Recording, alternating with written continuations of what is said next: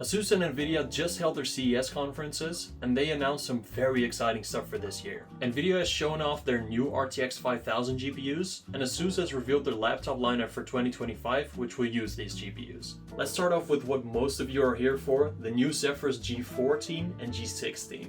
Asus literally just revealed these, and they gave them some awesome upgrades. Let's start with the G14. It's going to have almost the exact same body as the 2024 model, except it's a couple millimeters thicker, but the difference is almost unnoticeable.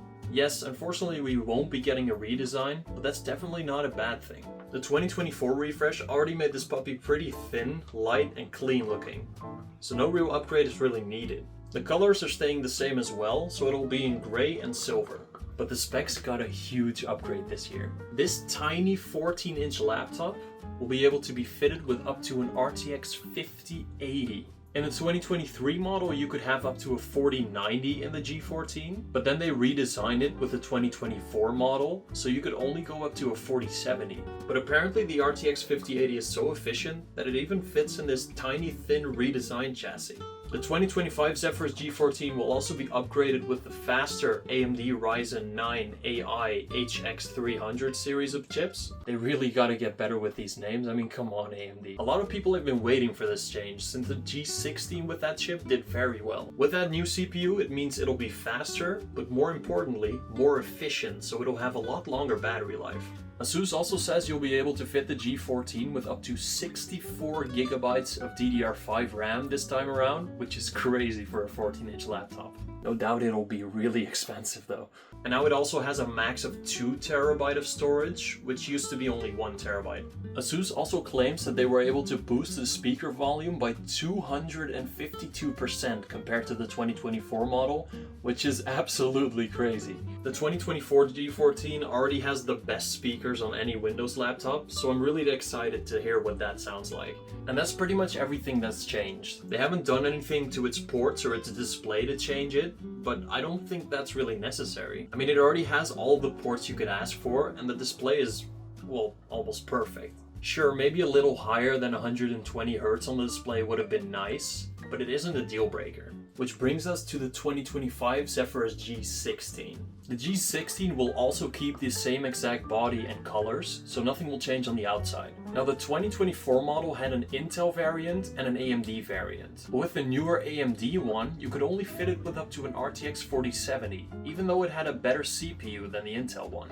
But it looks like Asus is switching back to Intel for the 2025 version, this time with the Ultra 9 285H. Now don't worry, the Ultra 200 chips from Intel are a lot better than the 100 chips, but we'll have to see how good it really is. But in 2025, the G16 can be fitted with up to an RTX 5090. These cards are absolute screamers. I'll cover them all later in this video. Asus also boosted the G16 speakers by 47%, so it should be a lot louder. And like with the G14, you can also fit the G16 up to 2 terabytes of storage now and 64 gigabytes of RAM. Asus has also updated their ROG STRIX lineup in 2 ways. The regular ROG STRIX has gotten the new Ryzen 9 9000 series of chips and RTX 5000 GPUs, but it seems like the STRIX G16 can only go up to an RTX 5070 Ti. Asus only gave the faster 5080 and 5090 to their flagship STRIX Scar models. So the regular STRIX is a bit limited, but the STRIX Scar gets all of the goodies here.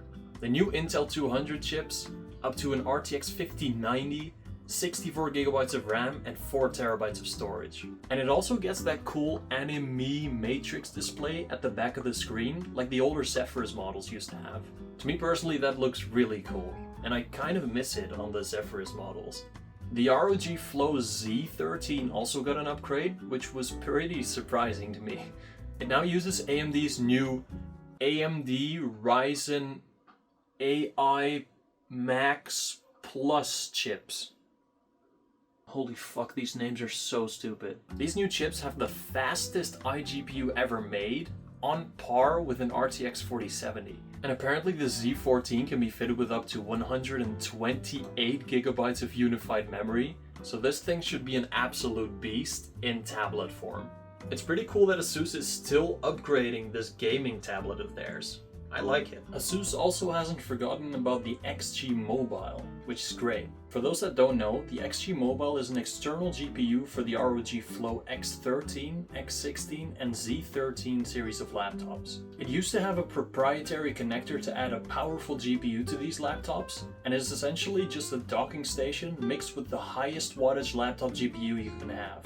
I had and reviewed the RTX 3080 version back when that came out with the Flow X13, and this thing was an absolute beast. Well, now Asus has redesigned and released a new version of the XG Mobile, now sporting an external RTX 5090. They didn't fully change the cable though, so now it will only be compatible with laptops that have Thunderbolt 5 USB-C ports. So anyone with the old Flow laptops can go fuck themselves. I'm just kidding, this was a necessary upgrade because the newer GPUs just require a lot more bandwidth, and the old standard was way too proprietary. Now it should support any laptop that has a Thunderbolt 5 port, so it should be a way more useful product. Too bad it'll be like $3,000 to $4,000 though. So yeah. Nvidia also revealed their new RTX 5070, 5070 Ti, 5080 and 5090 GPUs. As for their raw performance, they only said that the RTX 5070 should be as fast as an RTX 4090, which is absolutely crazy to think about. And they actually said the same thing for their laptop GPUs. So a laptop 5070 should be about as fast as a laptop 4090. This means that if you buy a laptop with an RTX 5070, it'll be as fast as a $4,000 laptop from last year with an RTX 4090. Keep in mind we don't know the wattages yet for these laptop GPUs though, so take these performance claims with a grain of salt. Because with the RTX 4000 GPUs, we saw that not every RTX 4070 performed the same if they had less wattage available. But these new GPUs and laptops should be very exciting to review. I'll try to get these new 2025 laptops in my hands as fast as I can so I can review them and compare them with their 2024 counterparts. So stay subscribed if you want to see those videos.